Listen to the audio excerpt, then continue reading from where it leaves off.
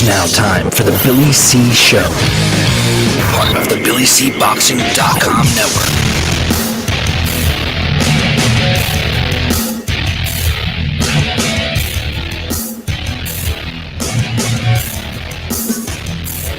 And we're coming to you live from the Billy C. Studios in Lake George, New York. I'm Bill Calogero, and it's time for the Billy C. Show. Good morning, good day, good evening, whenever you're watching, whenever you're listening. I hope you're doing okay. Today's show is being brought to us in part by the Title Bout Championship computer game. If you're looking for a great simulation game, look no further than the Title Bout. Just get yourself a copy right now. Visit our website, www.BillyCBoxing.com, and click on the Title Bout banner.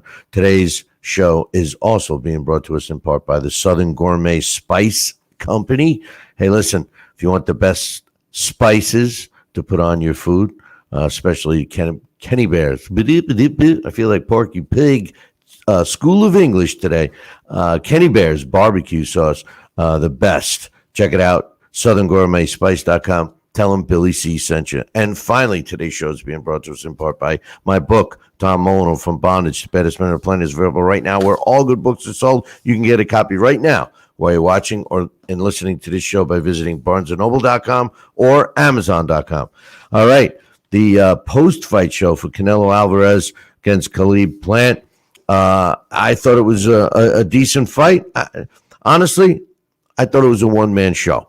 Canelo dominated the fight. He won officially by 11th round TKO, 1 minute and 5 seconds, dropping Caleb Plant not once but twice. It was his first and second knockdowns of his career, and his first loss. Plant drops to 21 wins, 1 loss, with 12 of his wins coming by knockout. And Canelo Alvarez, well, he unifies the super middleweight belts. He's got them all. WBC, WBO, IBF, WBA, Ring Magazine's belt. I even think I saw the IBO belt there. But in any event, he's the unified 168-pound champion. He improves to 57 wins, 1 loss, 2 draws, and 39 of his wins coming by knockout. A couple of the things I noticed, Canelo delivers his punches exactly how I would love fighters to deliver their punches. I mean, he digs his punches into his opponents. He missed a few punches tonight. I give credit to the defensive skills of Plant. Unfortunately, he had to focus on defense to keep Canelo off of him, and ultimately couldn't do any offense. I thought, listen, on my scorecards up to the time of the stoppage, I basically had Canelo winning every single round except for the 4th. I gave Canelo the first round. I know all the judges scored it for Plant, but he was being busy with the jab, but he wasn't really landing a hard grab. It wasn't like he was snapping that jab. And I thought that Canelo landed the harder punches. But in any event, joining us now, my man Alex Pierpaoli. What's up, Alex?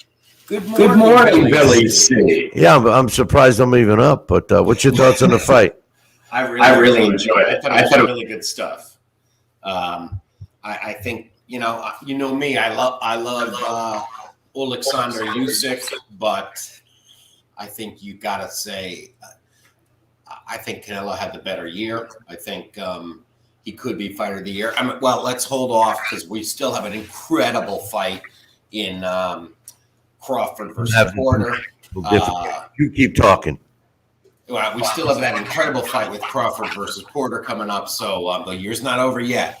But we have more coming up in December as well. So, but I tell you, that was a tremendous performance. Kudos to Caleb Plant. Man, did he fight his ass off? And yeah, I think he did. We knew that the jab was a way to do well against Canelo, and he did use it effectively.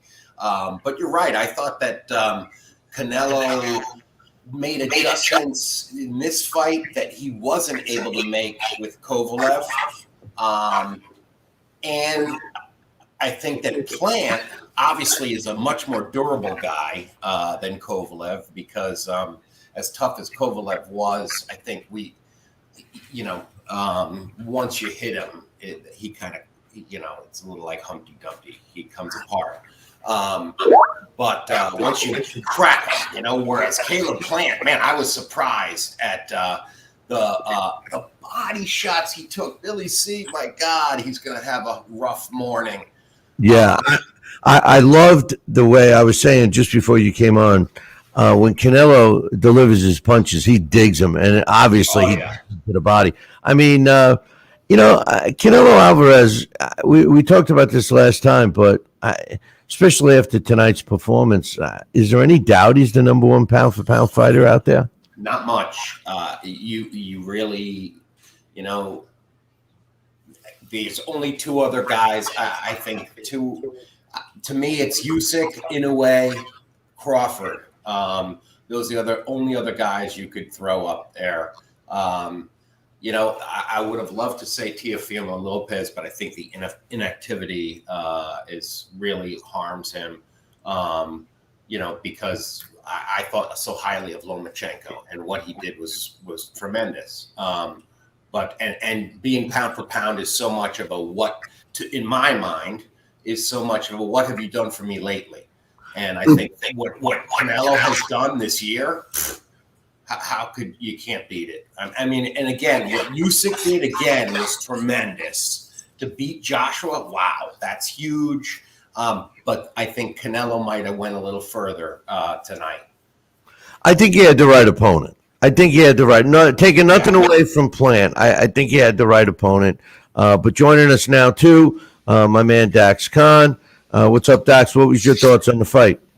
I thought Caleb Plant actually did better than expected. Yeah, he did better than expected.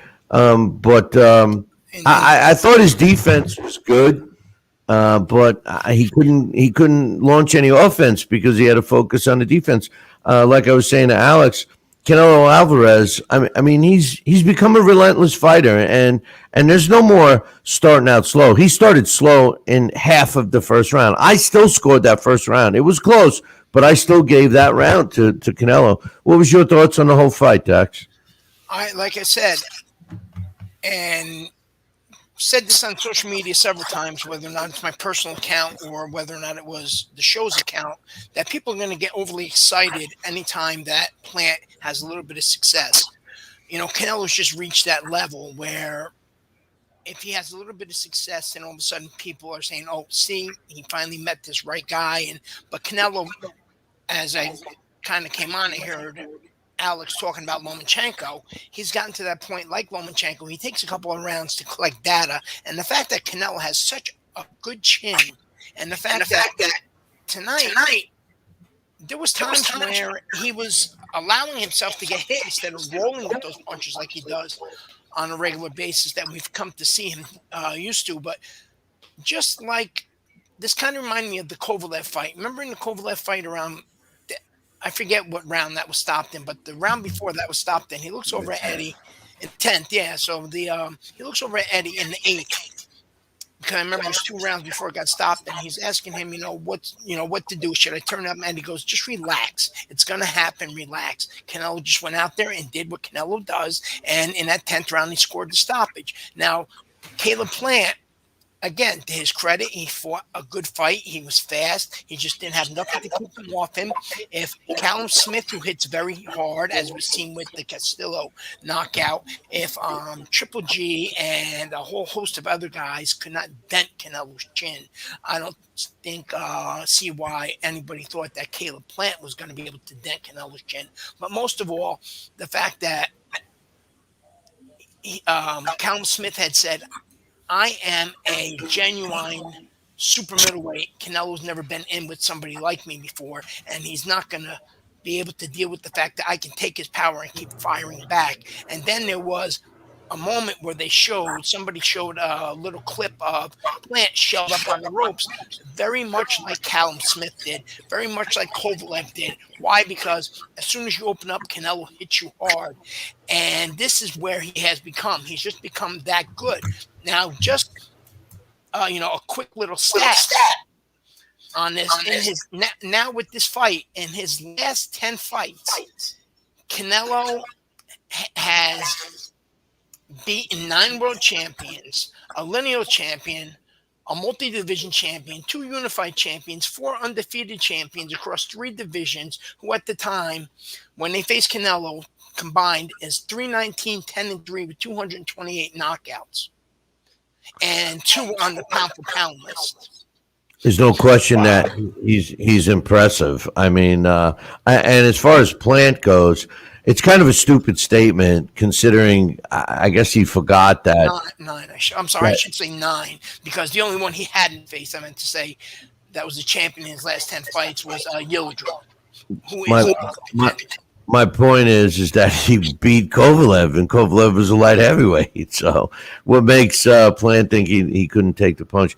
But as far as the card itself, I tell you, DAZN really took over, I think, in boxing because I thought that the presentation of this show was pretty poor. Mo, I mean, it was like he started off the event making me think it was like a WWE event. But the card itself, pay-per-view, no.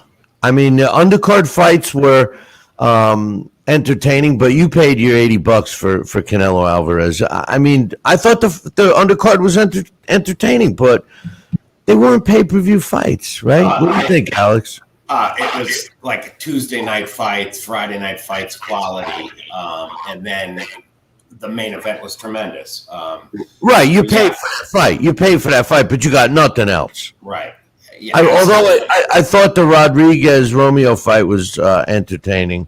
Right. Yeah, I think all 3 fights had entertainment value, and I think that they would be if that was like a Friday night or a Tuesday night, like the old USA days, I'd be very pleased watching that on basic cable. But to think that was the undercard for an $80 pay-per-view, nah. I know. Hey, Dax, real quick, Ray Vargas, I mean, he looked good in that fight. He's trying to get a fight with Russell. I'm not so sure his lack of power is going to help him much in the next division. I mean, what do you think? I mean, Gary Russell, obviously he's got a chin, but he's got hand speed. I don't know how he's going to fare moving up in weight.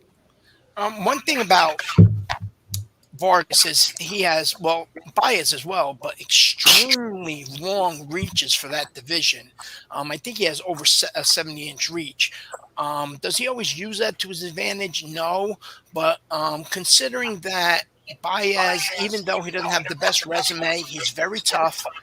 I actually thought it was going to be a gross mismatch, but considering that Vargas was out of the ring for 18 months, he looked more like he was out of the ring for about 6 months, considering that horrible broken leg that he suffered earlier in this year. I think he looked pretty good. Now, give him a couple more fights, and I think that he's going to be truly ready to face the top names at 126 pounds.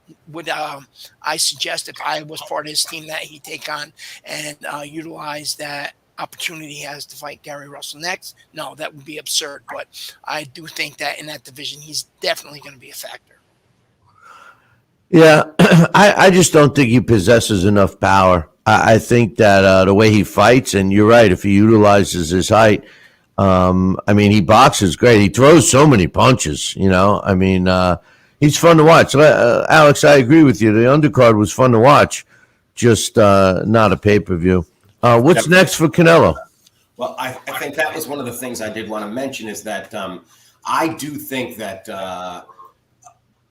Plant did show some of the things that we already knew was that if you're a guy who has a good jab, you can give Canelo some trouble. And if you have some good movement. However, what we also saw, and this is why I think this was a pound-for-pound quality, this was, fighter of the year type performance, is that this guy, he deserves all the accolades of a Mexican great, because to me, that reminded me of Julio Cesar Chavez.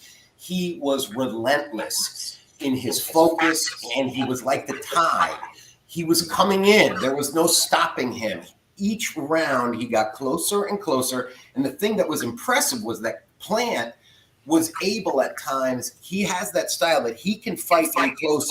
And he did catch Canelo with this sneaky short right twice. If he hit harder, maybe it would have been something, it could have been very impactful. But you saw the look on Canelo's face like, wow, where'd that come from? However, he just doesn't hit hard enough for it to, shift the momentum. But I think the thing about it is that Canelo, that pressure, there's not a lot of guys in the sport that can deal with that. Even if he does move now to light heavyweight, because I think that's one of the things going forward. This always happens, guys. I mean, as much as it's beautiful to get undisputed champions, what happens? We get an undisputed champion, then the next fight, nobody can agree on the mandatory. So the thing splinters again. It's like the Infinity Stones. They go off into different directions and different networks. Like we are right now. But, you're right, though. I mean, that is the truth. That's the problem with all these sanctioning bodies. It would be great. Probably move to light heavyweight and maybe. I don't know. He's going to have to challenge himself. I mean, they keep saying he's cleaned up the division in less than a year, but that's because one fight gave him all the belts, right? I mean, it's not like I don't know. He fought 4 guys, I think. So he who? No, 3 guys. He beat Plant. He beat Billy Joe Saunders. And right. Billy Joe. That's right. And he took 2 belts off of Callum Smith. Right. Won those belts and the Ring Magazine belt in the World Boxing Super Series. I forgot about Billy Joe Saunders. That was the fight that because he had been campaigning at middleweight. And that's right. He picked up the WBO super middleweight title, right? It was the WBO belt that he had, right? I think so. Yeah. Well, and if you notice, that was the face breaker shot, the uppercut that put Plant down, and it was the first time as a prize fighter that he's tasted the canvas too. Which these are significant things. Now, granted, Caleb Plant's not, he's not Gene Fullmer, but still, that was the first time that guy ever was down. And it was that same right uppercut that broke Billy Joe Saunders' face. And I do think that those rights to the body, I mean, man, that just a relentless pressure. That's just the word I keep coming back to, because I was just really impressed with that. He is one of the most, I could see why he's the most marketable in the sport, because you get what you pay for. He delivers, I thought. Speaking of marketing, I tell you, it was pretty obvious that stadium was filled with Canelo fans. I mean, everything he did. You're right there. I mean, but we know what that's like at the MGM Grand when we were there for Canelo and Jacobs. Not only was it fight night, but that whole week we were there, everybody's walking around nonstop with Canelo t-shirts, Canelo hats. It's almost like a cult. I know, but Danny Jacobs had some followers. I'm not saying, but really, except for his hot wife, Plant didn't have anybody following him. I mean, it just seemed totally one-sided. I mean, not even close. No, I thought Plant, like I said, I gave him rounds. You have to give him rounds. It wasn't, a complete blowout and shutout. Out of curiosity, what rounds did you give him? Caleb Plant, let me see here. Let me pull up his. I gave him I agree with you that the first was kind of close, but I thought he won the first, even though Canelo. I gave Caleb Plant 1, 3, 7, and 9. Wow. I gave him round 4. I gave him round 4. That's it. No, I only gave him rounds 1, 2, and 4. Yeah, round 1, I almost scored it for Plant, but at the last minute, I just said, you know what? You got to look at the whole 3 minutes, and although Plant was successful with the jab, it was like hardly touching Canelo. And when Canelo landed a couple of shots in that first round, they landed and they were substantial. I leaned towards Canelo in that. I did make a note. It's close, could have gone either way. But on my scorecard, I gave it to Canelo. And then subsequently, like I said, the only round that I gave to Plant was the fourth round. I thought that Plant made every round close. It's just that I couldn't give him the win. Like I found myself wanting to give him a, like an attaboy round, but it just didn't work out. It just, you know what I mean? I think this is the big thing here is that a lot of it has to do with what we always argue about in boxing is what do you like more? Do you like volume? Do you like the busier guy, or do you like the more damaging guy? Well, I don't mind I don't mind the guy throwing jabs, but they gotta be substantial. He's got to land a couple of substantial. Right, and I think once of course, there's a little bit of a how much you got to go by how much you measure it. You know what I mean by just the eye test, which one plus Canelo was aggressor, right? Right. Yeah. But again, he's aggressive in where he's standing, but he's not busy. So he's not throwing a lot of punches. He started to as the rounds went on. No, he even started to in the first round. That was my point. See, I don't know. To me, that's the thing about Canelo that makes him so different. And I think it is because we're in this generation that a lot of this is because of Floyd Mayweather, that counterpunching has become, and Roy Jones too, counterpunchers have become so popular. I like the Mike Tyson guys. I like more the Golovkin guy, the guy who's active, the guy who's pressing the fight. Canelo.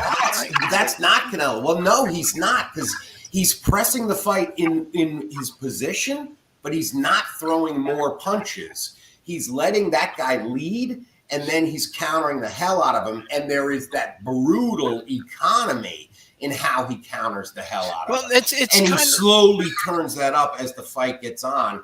If rounds 9 through 12, oh man, Canelo's the most dangerous fighter on earth. Rounds 9 through 12, I think. The thing is that with him, we have learned he's not, as I stated earlier, he's not reckless. He's not worried. He's not worried about that punch coming. Not like Gervonta Davis, who knows that if he catches his opponent, most likely he's going to stop him with that uppercut.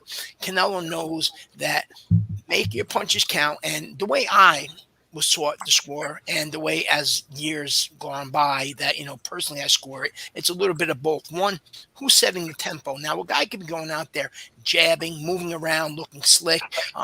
He can throwing guys out of out of their game plan, but are they doing that because they want to, or is it because the other guy's making them? You brought up Triple G. Triple G would make guys go in directions that they didn't want to go in because Triple G would just slowly close them off. And after the first time they feel that power, now all of a sudden you're doing things that they didn't want to do, or they would not have normally done if they didn't feel that power. And Canelo slightly does that, like we've seen in the Callum Smith fight, the Billy Joe Saunders fight, for example. There was people saying, why is he throwing the uppercut from so far away? Remember, Canelo was throwing an uppercut from ridiculously far away, but and you see him coming a little closer and a little closer. But as the rounds wore on, Canelo actually forced Billy Joe Saunders to keep dipping over to his left side so Canelo can catch him with the right. And this is what Canelo does, and that's the level he's at. Now, I do believe that if Caleb Plant would have thrown more punches, moved out of the way, and not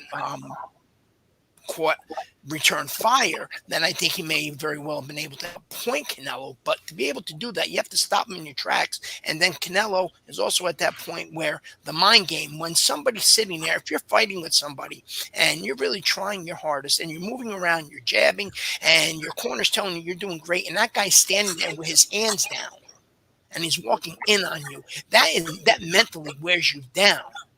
Yeah.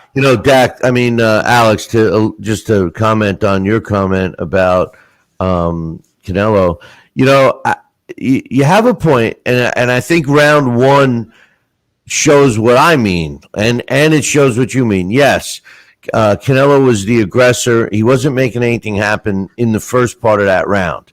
Plant was, using his jab, just like we all agree. They weren't stinging jabs. They were, they were nuisance jabs.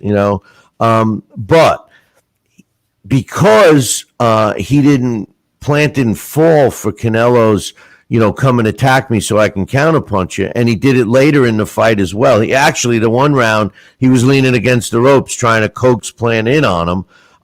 Then he goes to plan B where he does deliver and he is busy with his punches like he did in the second half of round one.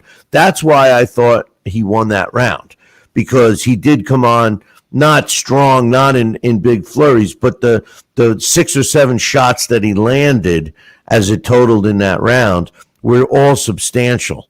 And I don't know what the punch count was, because I don't really pay attention, but I know Plant landed quite a few jabs, but not one was substantial in my opinion. Right. No, I agree with you. And that's the thing about it, was that that's where I was trying to, I was stammering through it, but I was saying, you're doing this sort of, at least I am, this math in my head where, okay, that was 4 or 5 partial jabs that were somewhat, grazing, and Canelo landed 2 hard body shots. Well, what wins? And that's the thing about this, is that, and that's what I mean by brutal economy, is that as the rounds go on, Canelo is still, usually a few of those rounds, he's landing fewer punches, but they are damaging, mean punches you don't want to get hit with. And the other thing that's odd about it is that, and this is much more with that Mayweather Roy Jones style, there's not a lot of jabs. Canelo throws in that counterpunching style, power punches, big rights, big left hooks, big uppercuts. He doesn't throw pesky jabs.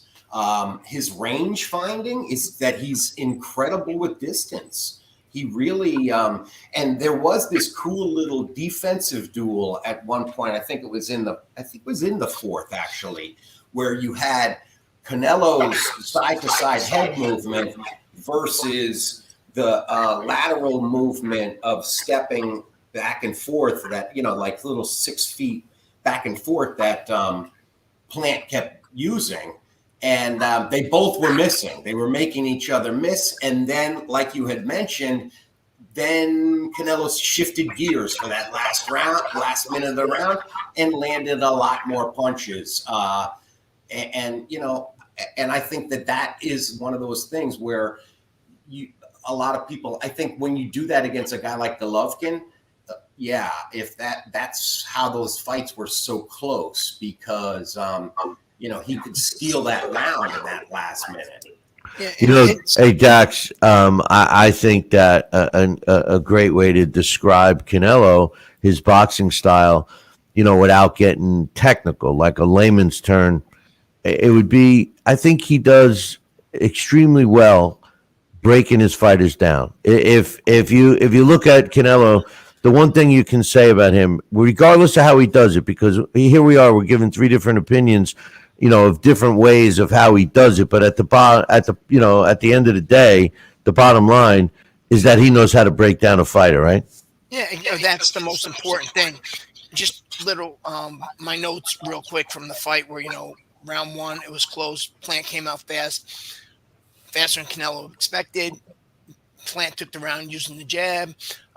Then in the second, Plant looked flashy, but he wasn't effective. He couldn't do things that Canelo did. Canelo landed harder. And then in the third, I said, Plant again is moving. He's making Canelo go after him. Plant is still jabbing, but the last 30 seconds, Canelo lands body shots that brings a reaction from Plant Canelo wanted. Plant is going to regret these body shots later on, and that's slowly what happened. And as the notes just go on, and as the rounds go by, but the Alex made a great point in terms of who do you want to be, or which is more damaging, the 10 jabs or the hard power punches. How do you really judge which is more telling? If it was a fight like Gaddy Ward, where in that 10th round, remember, Gaddy goes down from that bad body shot. You think it's over, he gets up, and all of a sudden he lets his hands go, and he hurts Mickey. And if it's back and forth like that, it's really hard to tell. But when somebody is getting peppered with 4 and 5 shots, and then they get caught with 2 shots that just pause them, and you can see on their face, everything drains out of them. Think to yourself afterwards, who would you have rather been? The guy that got slapped, or the guy that, sat there, and wished that he had taken the night off? Yeah, well, the thing is, no, you're right about that. But the thing is, yeah, it depends on the fighter. I mean, a great point was in that fight. Which fight was it? It was the fight where he stayed down. Man, we're getting some bad. Yeah. Who stayed down? In the undercard fight, it was Romeo.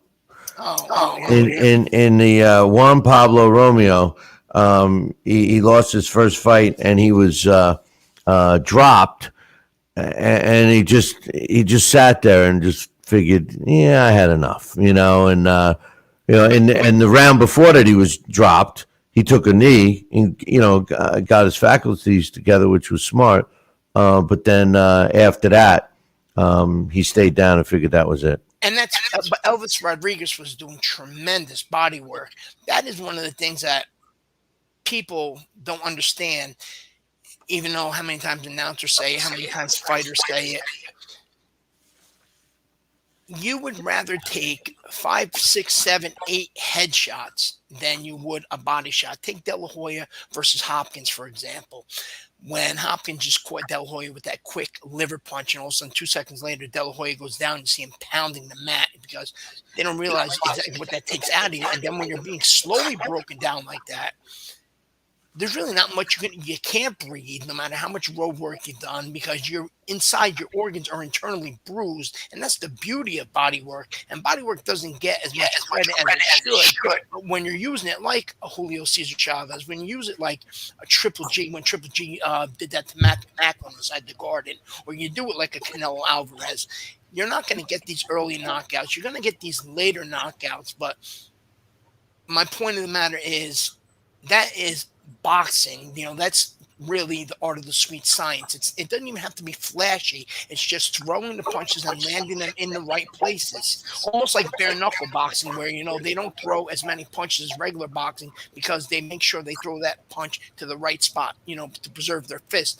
In that meaning, if that makes any sense. Alex, it does. Alex, they had this feature. Showtime never ceases to amaze me, but they had this feature, Trainer Tracks, and they showed Freddie Roach in action during the Elvis Rodriguez fight that we were just talking about. I just want to know, what the hell is he saying? I mean, it's bad. I don't know how these fighters understand them.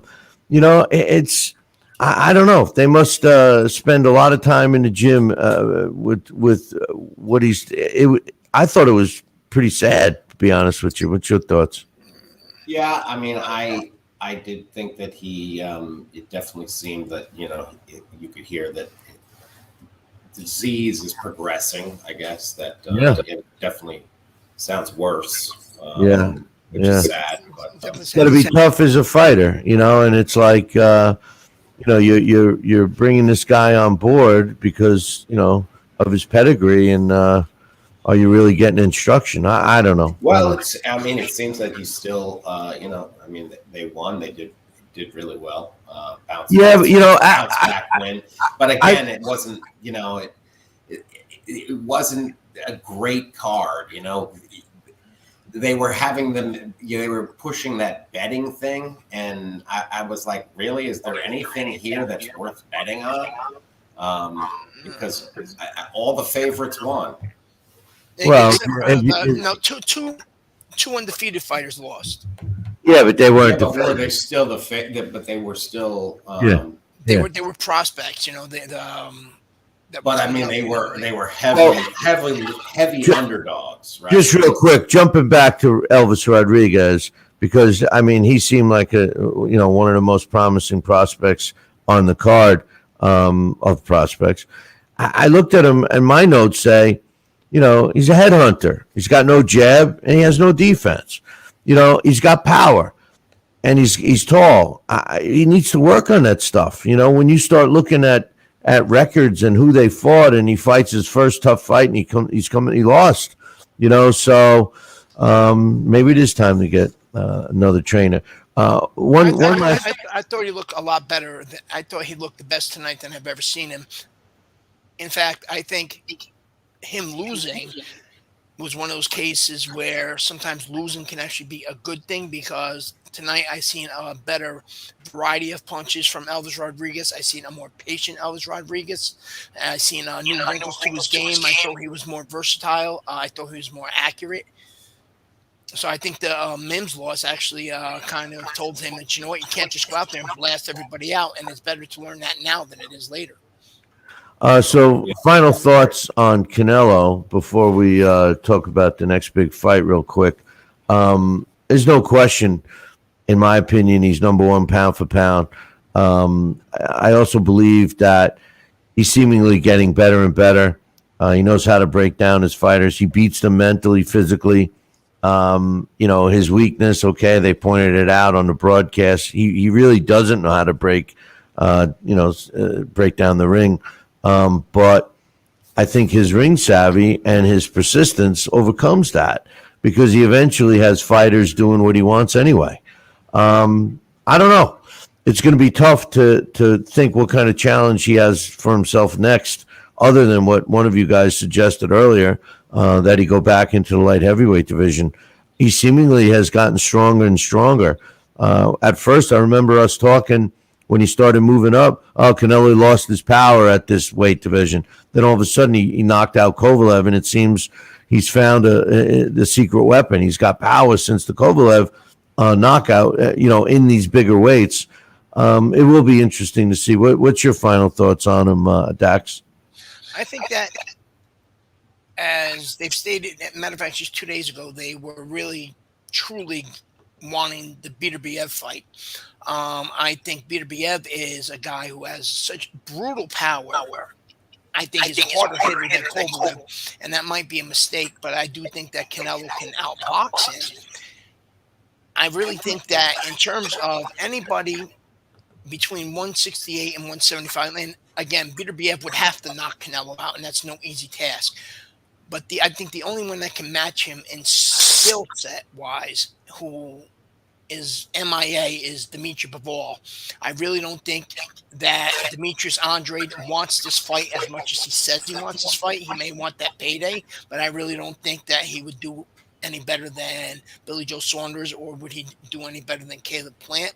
I really don't think David Benavidez, who I'm a big fan of, is ready to go in there against a Canelo right now. David Benavidez has his own personal problems outside the ring that he has to get straightened out first. Other than that, there's really nobody at 168 pounds for him. There's really nobody at 160 pounds for him. So Canelo, more or less, is going to have to move up to 175 pounds to really test himself, because he has reached that level, just like Floyd Mayweather did, just like, before him, Oscar De La Hoya did, just like Lomachenko, you name whatever grade it is. When fans, no matter what you do, no matter how well you perform, start finding a reason to either detract from you, call you a cheater, call the guy you beat overrated, or, say stuff like, as the judge is in your pocket, which was my last comment on social media. Nobody can say he has the judges in his pocket, because he ended that with a vicious knockout. So there's nothing else for Canelo to do but to test himself at 175 and try his luck. Other than that, I think Canelo should stick around, make a few defenses, and retire.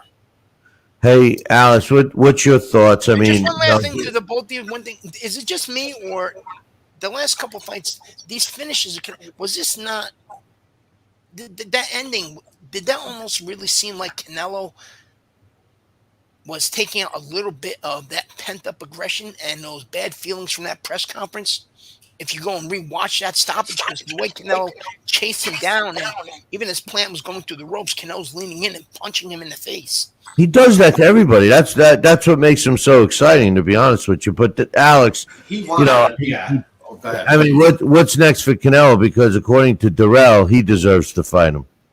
Yeah, That's that a to joke. me was just, I thought was kind of funny, because that's something, that you hear like on a Friday Night Fights thing. I don't know. I don't want to knock it, because I just had such a positive feeling from the Canelo fight. I think I agree with Dax that I think, the idea of him fighting Beterbiev would be absolutely tremendous. That if we get that in 2022, that would just be phenomenal.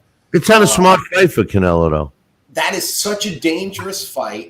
I know. And that's what makes it absolutely mouthwatering. Think about that. That is the Tyson Fury versus Deontay Wilder at 175.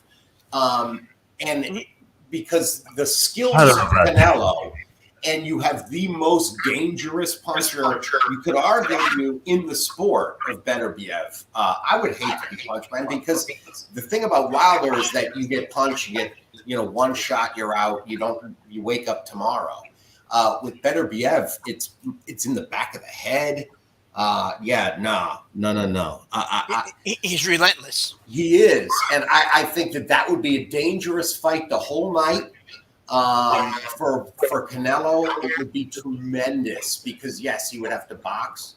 I think Bivol would be more likely. I think to see that. That's a good fight. That's a great fight. I think that's a good fight. I think I've said it here for years. I think Bivol beats him.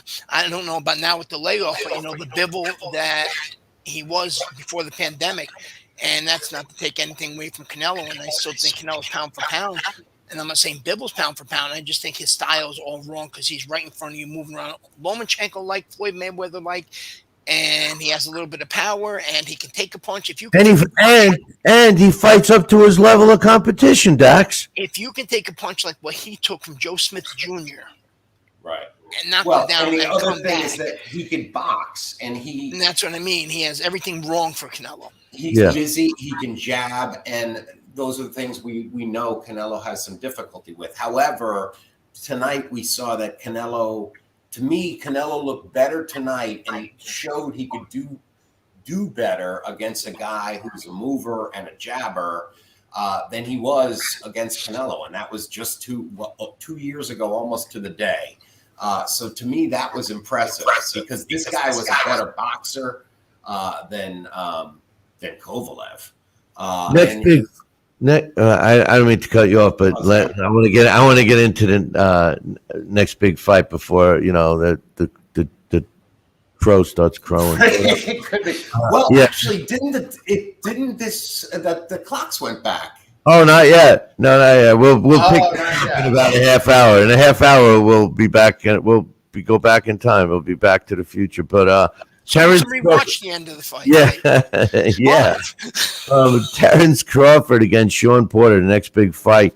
I can't wait for this fight, to tell you the truth. I think we're going to see one for the ages. What do you guys think, Dax?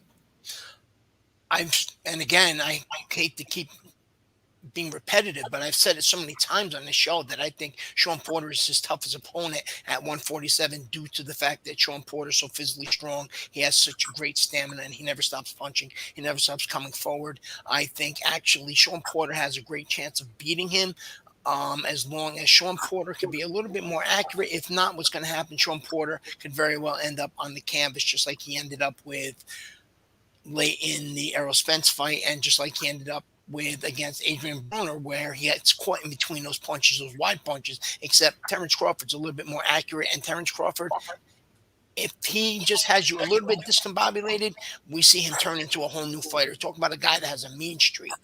And so and Sean Porter, as much as I love him, he's got a little bit of that Mike Tyson type thing where he can't box going backwards. We've seen that against Ugas. Yeah, but that's my big question, Alex, because Terrence Crawford, I agree with Dax. Terrence Crawford hasn't faced an opponent like Sean Porter, in the sense that he's coming forward, regardless of what you're throwing at him. You could be hitting him with the kitchen sink, and he's not going to slow down. How does Crawford react? I think that's why this fight's going to be a lot of fun to watch, because we don't know. He hasn't fought a guy like this at 147, a pressing grinder type of fighter like Porter, who has that just, oodles and oodles of courage. I do think that it's going to be a good fight. I'm really looking forward to it. And I think that this is the thing that, as much as I just made it sound like, I'm so high on Canelo, he's the best fighter in the sport. If Crawford, I think, to me, Crawford has slipped back out of that number one spot because of inactivity, and just really, it's disappointing to me how good fights can't be. He just can't make good fights. You know what? Though, I'm going to interrupt. That's not Crawford's fault. I have said for years that Bob Arum is holding Crawford back. He has the guy that hasn't seeked out the best fights for him. He's the one that's keeping him inactive. But listen, he's lucky that Crawford is loyal to him. It's true. But the thing is, remember, the best want to fight the best. The best don't want to sit on the shelf. We talk about the Four Kings. That was such a great era. Would Tommy Hearns have just said, yeah, you know what, I'm going to sit out for 8 or 9 months and just wait till something looks I don't think that they don't have the no matter whose fault it is. We know the pound for pound rankings are mythical, they're honorary, they're opinionated, but it's unfair to the guys, whether or not it's Canelo, whether or not it's Usyk, or whether or not it's Inoue, who is absolutely my favorite fighter in the sport, currently anyway. It's unfair to them to be placed below Terrence Crawford, who has been fighting Kell Brook, who's been fighting Mean Machine, who's been fighting Amir Khan, where these guys have been fighting the very best. To sit there and say, you know what, you get this spot, you get whatever, it's kind of like being, it's kind of like, and again, I'm not saying that those guys are better than him. I'm not saying that they're not better than him. What I'm saying is it's just not fair to detract from them and their accomplishments and them being active, whether or not it's Crawford's fault, whether or not it's Bob Arum's fault. Point of the matter is, boxing is a what have you done lately sport, and lately those guys have done a whole lot more. Right. And I think that's the thing, is that if he wins and wins big, and man, if he stops Sean Porter, this will be tremendous. And he'll make a huge argument for himself for pound. And I'm not saying fighter of the year. He's 34. He's 34 now. I'm not saying and I think that's the problem. Yeah, exactly. Because skill-wise, he's already definitely. That's why he deserves to be in that orbit of the top 3. Yeah, I'm not saying skill-wise he's not. It's just not fair. Like I said, exactly. In terms of the people, what you have accomplished, that is, to me, always should go further in the part. And I think what you're saying too is that should always go further in the pound for pound rankings, is what you've actually done. And if Terrence Crawford was to knock out Sean Porter, that would be tremendous, because I do think that his record isn't what it might. That we're always due for that, right? His record isn't what it could be at 147. So beating Sean Porter would be a tremendous feather in his cap, as they say. I don't know. I think you should get credit. I mean, Kell Brook, Amir Khan, Benavidez Jr., Jeff Horn. Those are pretty decent fighters. Yeah, they are. But even Errol Spence's welterweight credentials are better. So I do think that. Whoa! How do you figure? Realistically, who has he fought? He's beaten more welterweights. Alex. Not good ones. Alex. Who's he beaten? He's only beaten one. Genuine welterweights. Ocampo and Sean Porter. Sean Porter is his best. Porter. Sean Porter, Danny Garcia, Mikey Garcia. Well, Mikey Garcia. Wait a minute. The Sean Porter fight was an arguable fight. It was a split decision. A lot of people, including I didn't think it was. And Danny Garcia gave him everything he could handle too. And Mikey Garcia, you're going to call that, So I mean, come on. I think he beat Cal Brook. Was one of them. He beat him before he was at Damaged Goods. He beat Lamont Peterson. These are all welterweights. Cal Brook was already Damaged Goods. Because remember, he wasn't twice damaged. Yeah, but that was a close fight. But other than that, when you look at his credentials, still those are more welterweights. If you look at since Cal Brook, you got Lamont Peterson, a former 140-pounder, Carlos Ocampo, who I don't think. But Dax, you could say that about everybody. They're all former 140 pounders. Yeah, Mikey Garcia, Sean Porter, and Danny Garcia. I'm talking about in terms of genuine 140 pounders. Mikey Garcia wasn't even a genuine. And where are the genuine 140 pounder, 47 pounders on Crawford's list? He moved up in weight. He moved up in weight. I'm not disputing it, Alex. I agree with you. That's what I'm saying is that Terrence Crawford. This could go a long way. Yeah, but since he moved up to welterweight, I mean. Jeff Horn, Benavidez Jr., Amir Khan, Kell Brook, those are all good fighters. I'm not listen. Spence Jr. Everybody had high hopes for him, and it just seems that it's not heading in the direction we all thought. At least he's not heading in the direction I thought. I can honestly say. I say about a lot of PBC fighters. I was talking so much earlier today. About the best fights. And, get a lot of the PBC fighters and the route that they put their champions. Adonis Stevenson, tragic. See what happened. Happened to him. Glad he's doing better. But look how long he remained champion. Look how they gave him such easy fights and they maneuvered around. Same thing for Deontay Wilder. Look how they maneuvered him around and they gave them easy fights. The World Boxing Super Series was brought up in that conversation, saying, has actually started to help bring these unification bouts. That's when we had the Taylor Ramirez after that. Then, we have the Canelo one here tonight. And then, we had Usyk moving up and beating Joshua because more or less the O is starting to slowly lose its luster. It's okay to lose your O.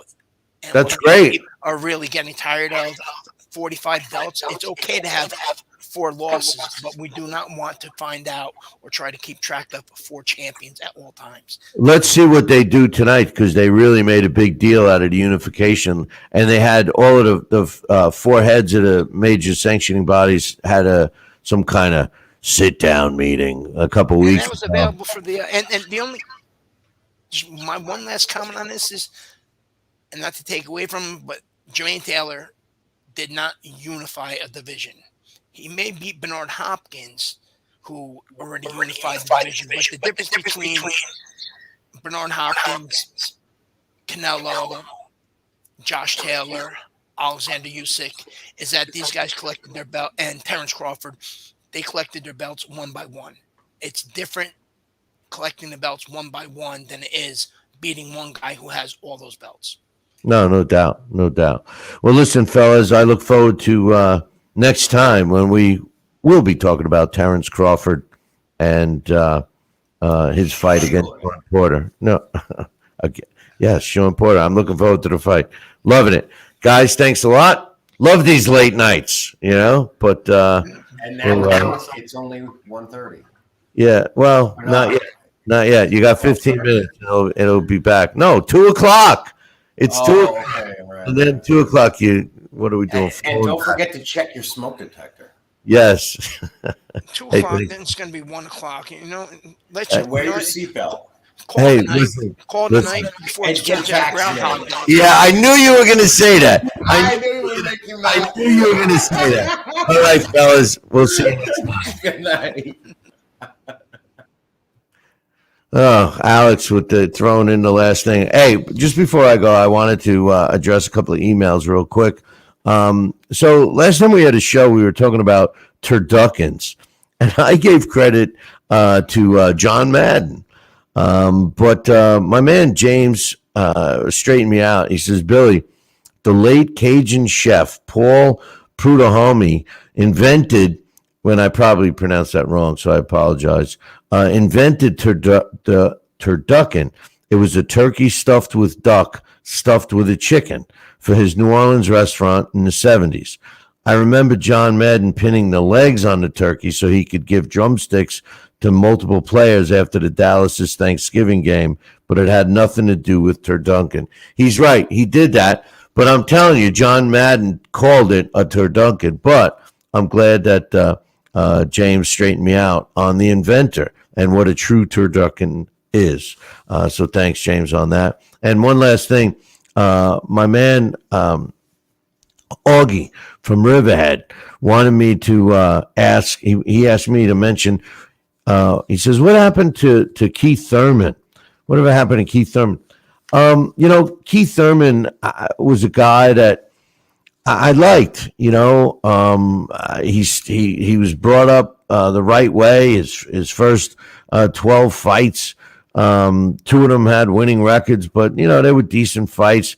He really faced his first good opponent in his 18th fight, Orlando Lara, and he started to climb. That's when he was already making a name for himself. He followed that with wins against Carlos Quintana, Jan Zavik, Diego Chavez was a great fight. So was Jesus Soto Carrez, 2 fights that he won by knockout, late round stoppages back in 2013. And then, his career started taking a different turn. His fight against Julio Diaz was good. Leonard Bundo was a guy that everyone thought was great, but he really wasn't. He had one of those records that looked good. Robert Coach Guerrero gave him some trouble. Luis Galazzo got stopped, but was giving him trouble to that point. Sean Porter, I thought, was the best win of Keith Thurman's career.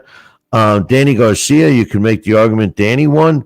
Josito Lopez, in his fight in 2019, in January of 2019, in my opinion, got robbed. I thought Josito Lopez should have won that fight, and he moved up 2 weight classes. And in his last fight, Augie, if you recall, he fought Manny Pacquiao almost 2.5 years ago, and he lost. What's he doing now? Well, he's not scheduled to fight anybody anytime soon. There's been talk always about him fighting somebody, but he doesn't. I don't think he wants to fight. I think he lost the hunger to fight, and I think he's got a good gig chatting like he's something special. I think Keith Thurman was a great example of a fighter that, basically let us down. He had all the makings of being a talented fighter, and he didn't do it. And that's my opinion. But thanks for the emails. Thanks for watching. Thanks for listening. Just remember, we're going to be doing another show immediately following the Sean Porter fight against Terrence Crawford coming up on November 20th. So until then, make sure you tune in next time. Same bat time, same bat channel. And until then, I'll leave you with this. Ciao, baby.